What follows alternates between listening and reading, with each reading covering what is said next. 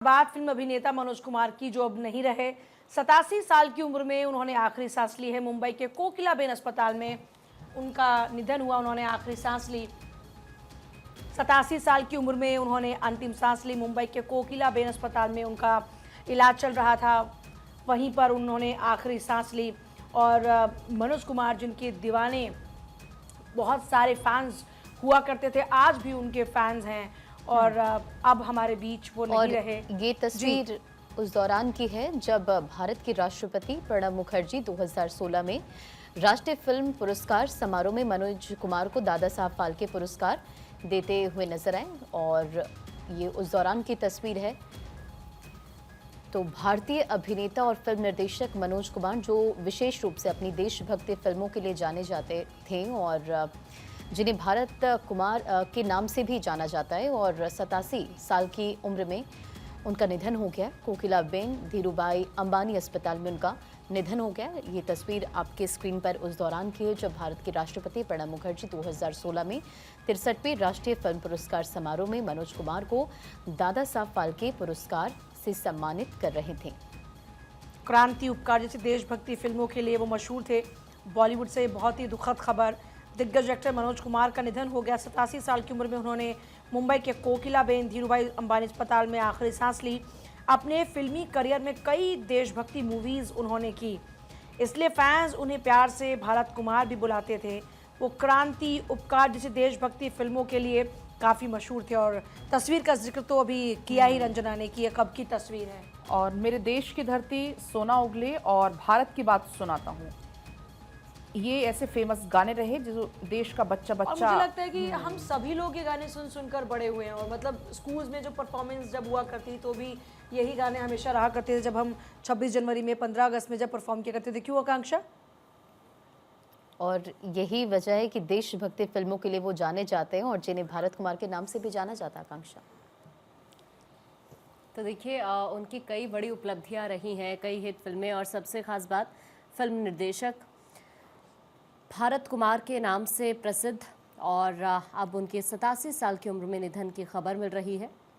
आपको ये बता दें कि आज सुबह ही उनका निधन हुआ है। 87 साल के थे। अपनी देशभक्ति फिल्मों के लिए उन्हें जाना जाता था। अभी कई पलक ने भी उनके देशभक्ति गीतों का जिक्र किया।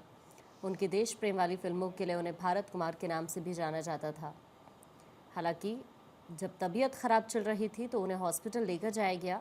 कोकिलाबेन धीरूभाई अंबानी हॉस्पिटल में उन्हें एडमिट किया गया था और इलाज वहीं पर चल रहा था। लेकिन आज सुबह ही ये दुखद खबर सामने आई। बॉलीवुड के दिग्गज अभिनेता मनोज कुमार का निधन हो गया है। हालांकि जो भी कोई ये खबर सुन रहा है वो वाकई, क्योंकि अगर आप उनके गीतों को सुनेंगे तो लोग खुद से कनेक्ट करते थे। कई मशहूर उनके गीत रहे हैं।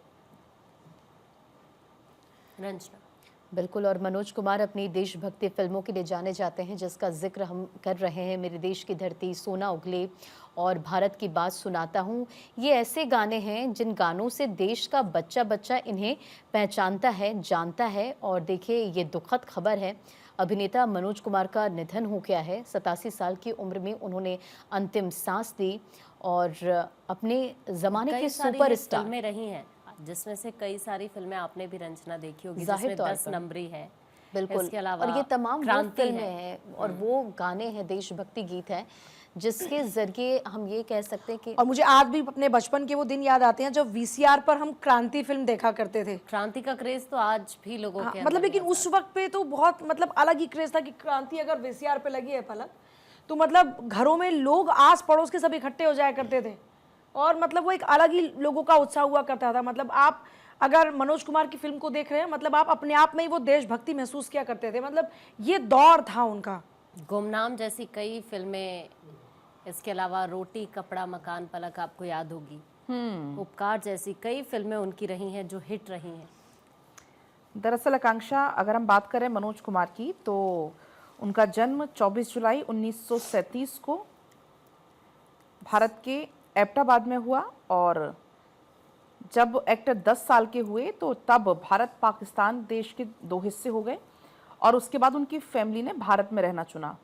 दिल्ली के एक रिफ्यूजी कैंप में रातें उनने गुजारी और बाद में वो दिल्ली के राजेंद्र नगर शिफ्ट हो गए और उसके बाद फिर 20 साल की उम्र में मायानगरी मुंबई पहुंचे और यहाँ से फिर उनकी फिल्मी करियर की शुरुआत हुई। दरअसल आपको बता दें कि ग्रेजुएशन करते ही 20 साल की उम्र में मुंबई पहुंचे, वहां पर उनको पहली फिल्म फैशन मिली और वहां से फिर उनका जो करियर है वो लगातार आगे बढ़ता चला गया।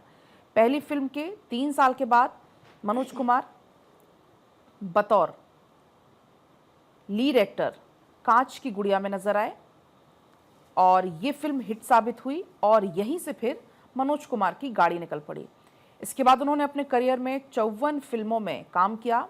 मनोज देशभक्ति पर ज़्यादा फिल्में करते थे, जैसा कि जिक्र भी हम कर रहे थे। उस वक्त की सिचुएशन पर बनाई गई फिल्में उनकी सुपरहिट हुआ करती थी और इसके बाद लोग उनको प्यार से भारत कुमार भी कहने लगे।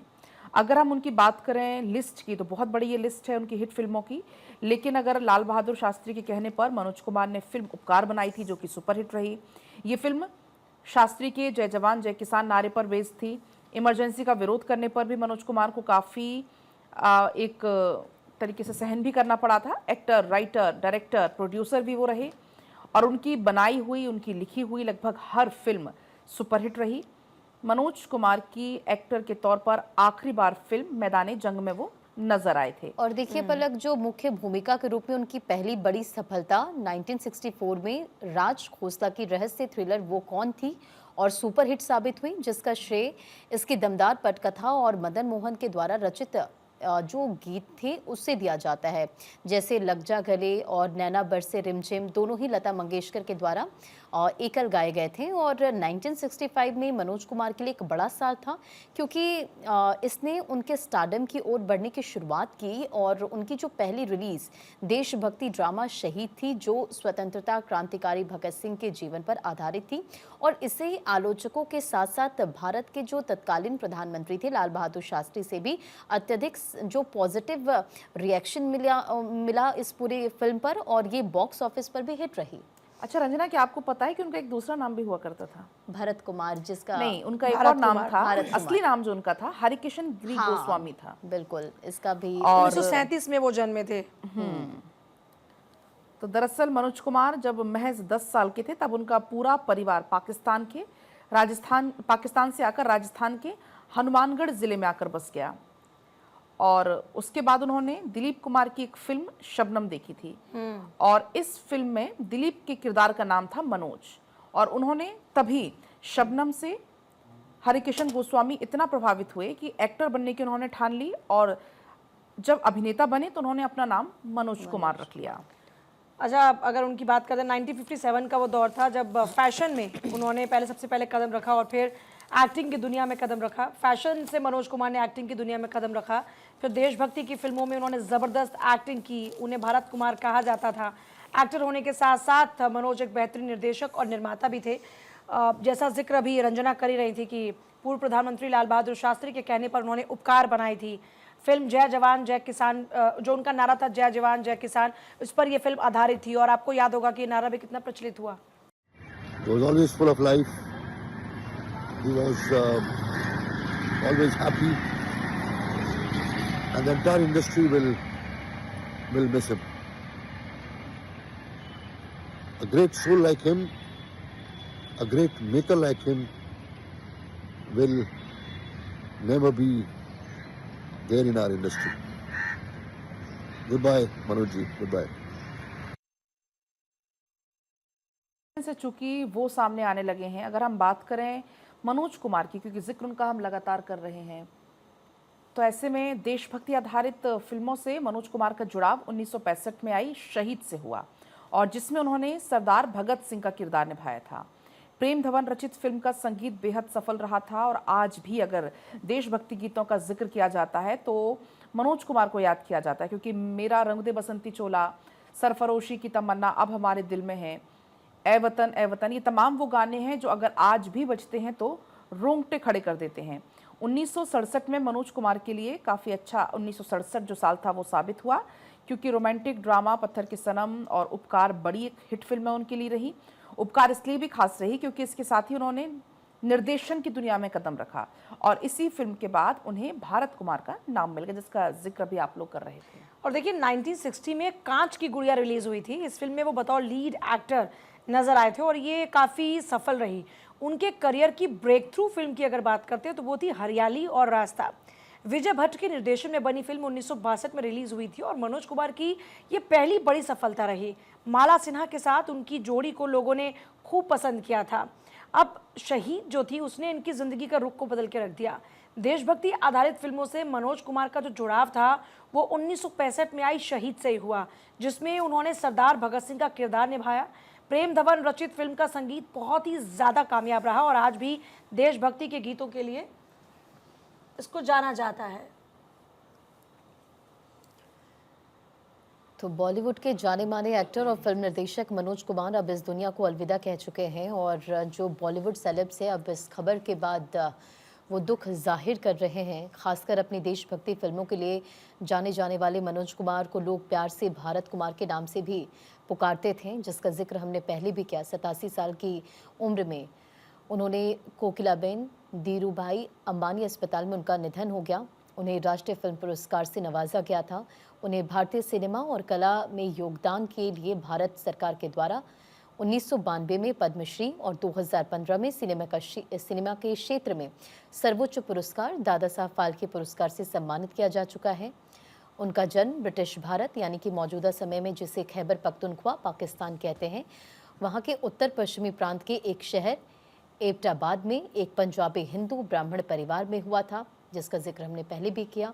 और एक्टर का जन्म का नाम जो था वो हरे कृष्ण गिरी गोस्वामी था और जब वो 10 साल के थे तो उनका जो पूरा परिवार था वो बंटवारे के कारण जंडियाला शेर खान से दिल्ली आ गया।